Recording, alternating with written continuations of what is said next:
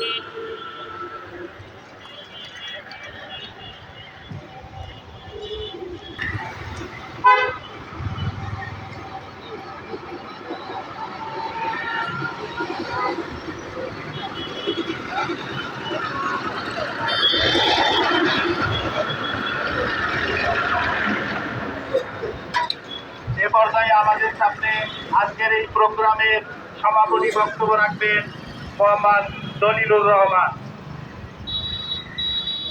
অসৎ উদ্দেশ্যে ধ্বংস করার জন্য খুরশিদ আলমকে চেয়ারম্যান করা হয়েছে। আমরা এটার প্রতিবাদ জানাই। যেভাবে অন্য কয়েকটা ব্যাংকে একদম পথে বসিয়ে দেওয়া হয়েছে, যেমন এক্সিম ব্যাংক, এরকম একটা অসৎ উদ্দেশ্য হয়তো বা ইসলামী ব্যাংক এরকম করার পায়তারা হতে পারে। আমরা এটা তীব্র নিন্দার প্রতিবাদ জানাচ্ছি। অনুগ্রহ করে দয়া করে খুরশিদ আলমের অপসারণ করুন।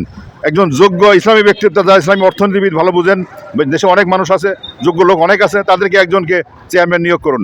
অবিলম্বে ঋণ খেলাপি এবং ফ্যাসিস্টের দোষর সহযোগী খুরশিদ আলমকে অপসারণ করতে হবে। এটা আমাদের প্রাণের দাবি। আমরা দেশটা ভালো চাই, দেশের সব শান্তি চাই। দয়া করে প্রধানমন্ত্রী, মাননীয় অর্থমন্ত্রী সবাইকে অনুরোধ করছি, অনুগ্রহ করে ফ্যাসিস্টের দোষর খুরশিদ আলমকে অপসারণ করুন।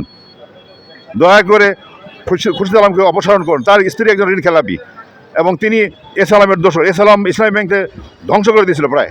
আমাদের গ্রাহকদের সহযোগিতায় 5ই আগস্ট পর ব্যাংকটা আবার আল্লাহর রহমতে উঠে দাঁড়িয়েছে। এই উঠে দাঁড়ানোটা অনেক কষ্ট ছিল আমাদের, আমরা অনেক ত্যাগ স্বীকার করেছি। তারপরেও আজকে আবার ধ্বংস করার জন্য কোনো একটা অসৎ উদ্দেশ্যে ব্যাংকটাকে নষ্ট করার চেষ্টা করতেছে। আমরা এটা তীব্র নিন্দা প্রতিবাদ জানাই। বীরগঞ্জ সচেতন গ্রাহক একটা মানববন্ধনের আয়োজন করছি, সবাইকে ধন্যবাদ জানাই, কৃতজ্ঞতা জানাই। যদি ভবিষ্যতে আবার কোনো এরকম কোনো আয়োজন হয়, সবাই উপস্থিত হবেন ইনশাআল্লাহ।